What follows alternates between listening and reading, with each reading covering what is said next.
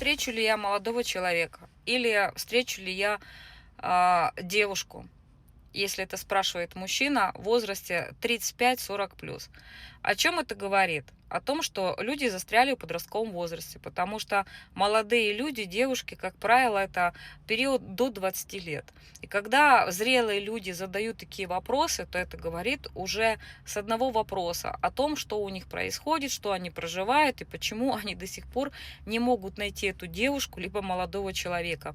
Слушайте, это иногда кажется даже страшным. Это какая-то трагедия, какая-то вот общая такая масштабная нецелостность, незрелость, то, что происходит сейчас с людьми. И я это наблюдаю каждый день на своих эфирах, считывая вопросы людей.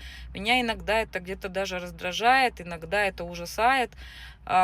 И эта трагедия, это тоже следствие того, что люди не могут полноценно строить семьи, что многие женщины так и не родили детей, потому что они все в поиске этого молодого человека, которого, в принципе, в этом мире может и не быть.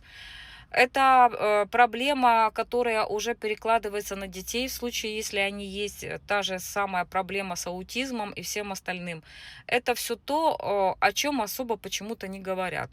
Об этом уже надо кричать, потому что разучились жить. Время поменялось, энергии поменялись, мир поменялся, а люди живут по старым программам, и притом очень серьезно за них держатся, потому что вот эта работа с мышлением, она достаточно болезненная, и далеко не все на нее способны.